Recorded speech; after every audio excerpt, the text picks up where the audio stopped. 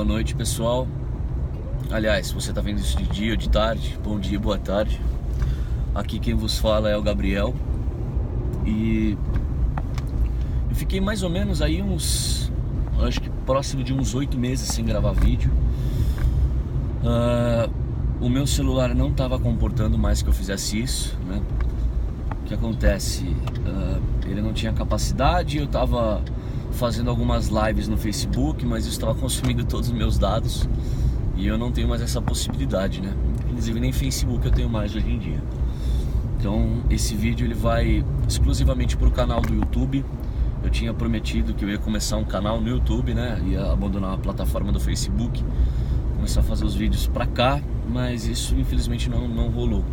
O celular ele tinha pouquíssima memória e eu não conseguia gravar os vídeos para poder fazer o upload depois. Agora eu consegui trocar e eu tô com o equipamento melhor, agora eu consigo gravar melhor. Eu só não sei como tá a questão, né? Tá tremendo porque eu tô dirigindo, né? Eu tenho o costume de gravar os vídeos dirigindo. Esse é o momento em que eu acabo me sentindo um pouquinho pior, né? Ultimamente tem sido um pouco mais fácil para mim. Meu tratamento ele tem sido extremamente eficaz, né? Mas mesmo assim esse é um momento perfeito para eu gravar, que eu tenho mais tempo e, enfim, o caminho de volta para casa demora um pouquinho. Então é legal ter com quem conversar, que na verdade não tem ninguém, né? Vocês vão estar vendo isso depois. Enfim, de qualquer modo funciona do mesmo jeito.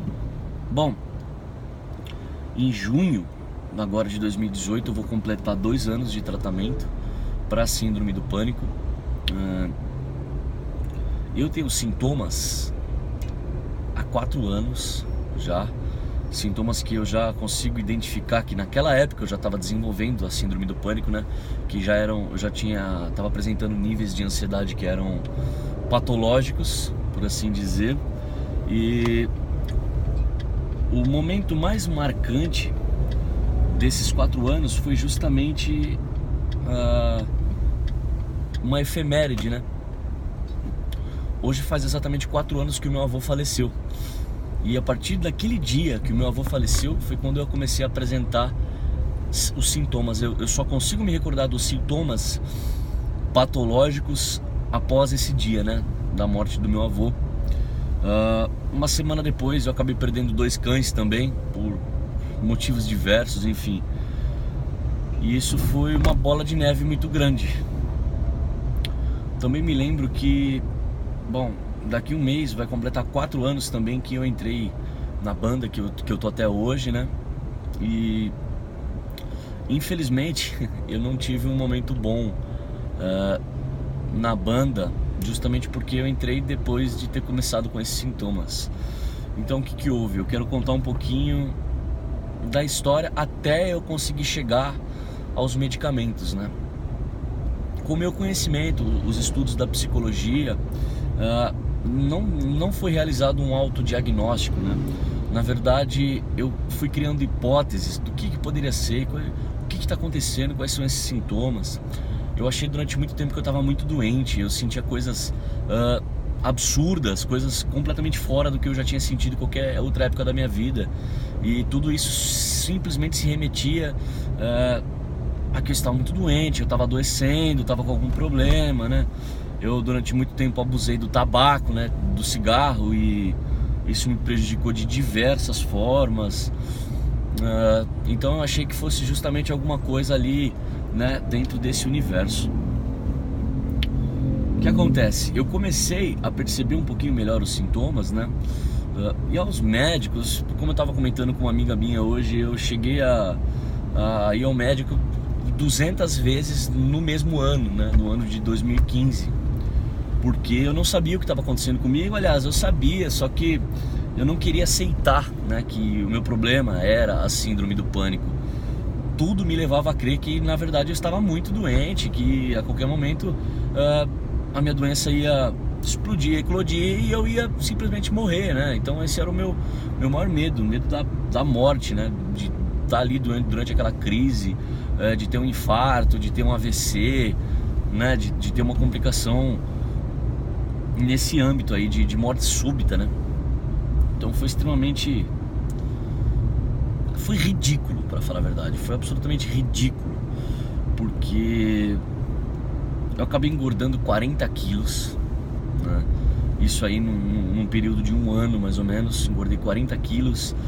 Chegou no estágio que eu tava sentindo uma tontura tão forte que nem levantar da cama eu queria, eu não conseguia. Ir ao banheiro pra mim era uma tarefa extremamente complicada, difícil, né? Porque qualquer movimento que eu fazia já me gerava uma tontura, e a tontura gerava o medo, e o medo gerava mais medo ainda, né? E as crises iam se intensificando, iam ficando cada vez mais complicadas de lidar. E durante esse tempo todo eu simplesmente fui levando com a barriga, sem entender muito bem o que estava acontecendo. Comecei a pesquisar muito sobre a morte dentro da ciência, da filosofia, né? Li diversos livros, tentei achar a solução para essa questão, tentei buscar um entendimento próprio, busquei até em religiões, conhecimento dentro das religiões, né, para poder ter um entendimento mais a fundo sobre a questão da morte. E isso aí me perturbava durante o dia todo, sabe?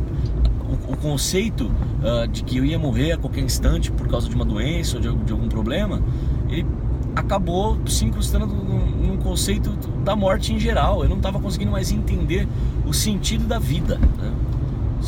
Então isso foi uma coisa extremamente volátil, uma coisa que me mudou de dentro para fora, me transformou, jogou todos os meus monstros para fora e me fez me tornar um ser inanimado, por assim dizer.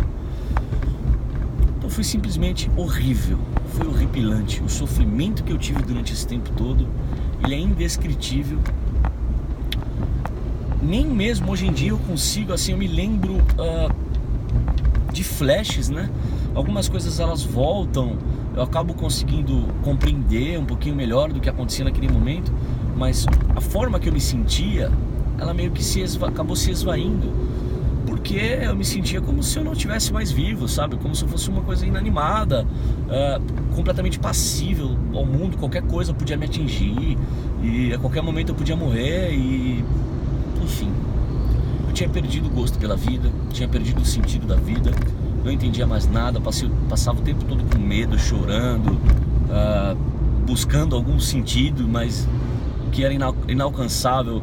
Eu não entendia o que estava acontecendo, e os meus sintomas cada vez piorando mais, e eu cada vez buscando mais doenças, assim, pesquisando mais sintomas, e cada vez, quanto mais sintomas eu senti, mais eles se manifestavam. E chegou uma época que eu era puro sintoma, eu era uma doença ambulante, né? E aí foi quando algumas coisas ao meu redor, né, familiares, amigos, foram meio que me encaminhando para piora, né? Para ter um estágio catatônico, na verdade. Na época eu estava fazendo terapia, conversava muito com o meu terapeuta, a gente tentou de diversas formas com que eu chegasse a alguma conclusão, que eu conseguisse ter um estado um pouquinho menos ansioso, né? Porque era fato, eu dormia de 2 a 3 horas por noite no máximo. Eu tinha uma dificuldade absurda para dormir, me chacoalhava, me tremia, me sabotava até eu conseguir pegar no sono. E quando eu pegava no sono, se eu pegava no sono, eu tinha um sono muito leve, qualquer coisa me acordava fácil. Tinha pesadelos todos os dias, e alguns dos pesadelos eram sensitivos. Eu tinha sensações esquisitas. Por exemplo, teve um episódio em que eu sonhei que eu fui picado por uma aranha, e eu senti como se eu estivesse sendo, né, o veneno estivesse entrando no meu corpo, uma sensação esquisita no peito, indo ao pronto-socorro, sabia que eu ia morrer naquela situação. E de fato, quando eu acordei, o pesadelo continuou, porque a mesma sensação no peito esquisita continuou para mim. Então é como se aquela aranha do meu sonho tivesse me envenenado e eu tivesse perdurado ali, né, sem morrer, né, porque eu estava morrendo no sonho, mas ali com aquela sensação horrível de morte o tempo todo. Então, alguns pesadelos, esse foi um pontual, que é o que mais me marcou. Ele tem bastante detalhes. Num outro vídeo provavelmente eu vou contar mais específico. Eu tenho uma memória muito vívida sobre ele, memória muito viva, e a minha qualidade de vida simplesmente despencou. Eu não tinha mais qualidade nenhuma de vida, né? tava comendo compulsivamente. Eu achava que se eu não comesse de 2 em 2 horas, por exemplo, sem essa questão da obsessividade, 2 em 2 horas que eu tô falando é uma estimativa, né? Eu não contava a questão de tempo, eu contava a questão das sensações mesmo, como é que tava ali o meu estômago, né? Meu sistema digestivo. E eu tinha que me alimentar o tempo todo. Poxa, se eu não me alimentar, eu vou morrer, eu tô fraco, sabe? Eu tô muito doente, então eu preciso... Isso ia o tempo todo ali me massacrando. Foi quando de fato eu percebi que, apesar da terapia eu estar me cuidando bastante, apesar de eu ter conseguido me livrar de algumas coisas que me faziam mal no dia a dia, eu precisava de uma ajuda um pouquinho mais firme. Eu era muito preconceituoso com a questão da medicação, né, da psiquiatria, enfim, do tratamento psiquiátrico. Extremamente preconceituoso, tinha medo, né? Tenho familiares que fazem uso de antipsicóticos para a questão da esquizofrenia e outros problemas, né? E vi o quanto o remédio pode sim fazer mal para o ser humano. Mas eu não tinha um entendimento mais a fundo, não entendia como funcionava a síndrome do pânico, né? O que é a síndrome do pânico? Como ela age no cérebro? Porque não é uma coisa extremamente palpável, né? Inclusive a mente é um dos maiores mistérios da humanidade, né? É um mistério tão grande quanto o próprio universo. E, enfim, a psiquiatria tem lá os seus estudos, então são coisas comprovadas ali por tentativa e erro de diversas formas, né? Da sintetização de drogas novas. E aí foi quando eu compreendi, fui entendendo um pouquinho melhor de que talvez a tomada do antidepressivo ia me tratar, eu ia me sentir melhor. Mesmo assim, aquele medo sufocante perdurava de que, poxa, eu posso enlouquecer, cara, eu vou ficar dependente do remédio, eu vou perder, né, minha essência, eu tenho medo de ficar louco, de não me reconhecer mais, ou enfim.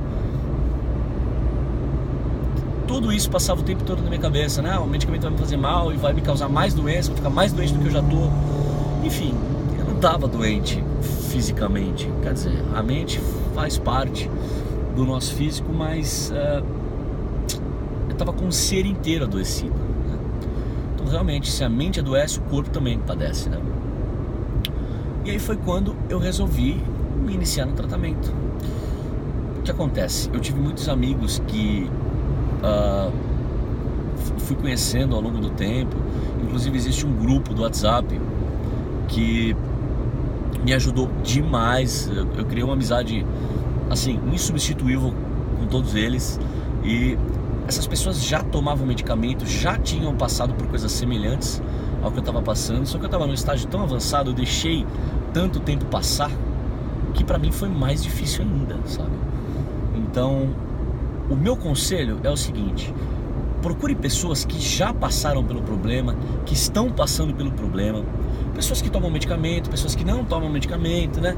E vá buscando soluções para que você consiga se adaptar de uma forma que você consiga lidar um pouquinho melhor com esse problema que, enfim, é ensurdecedor, ele é mortal, né? Não vai chegar a te matar, mas a sensação de morte acontece o tempo todo.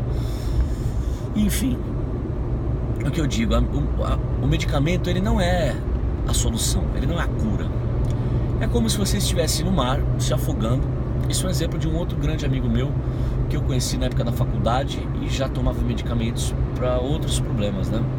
E ele me encorajou dizendo que o medicamento é como se você estivesse no mar, se afogando, e ele é uma boia. A pessoa vai lá e joga uma boia para você, você não se afoga. Claro que você precisa do barco, você precisa nadar até a praia, para que você até a beira, né, para que você se salve, para que você volte a respirar e andar na terra, né? Então ele é só a boia, ele não é a beira, ele não vai te guiar, ele não é um barco que vai te levar de volta para a superfície, né? Mas ele é uma boia que vai te levar até onde você conseguir nadar, até onde você tiver força. Quando começar a fazer efeito, quando você começar a perceber que você está melhorando, que você está tendo um retorno positivo da tomada da medicação, é quando você começa a ter forças para se recuperar naturalmente. E a partir daí sim, você começa a rever conceitos que estavam ali presentes o tempo todo e que na verdade estavam te fazendo mal na sua vida, né?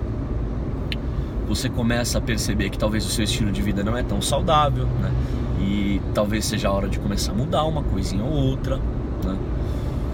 E, enfim, basicamente é isso. Amanhã eu quero falar um pouquinho melhor sobre a questão do medicamento.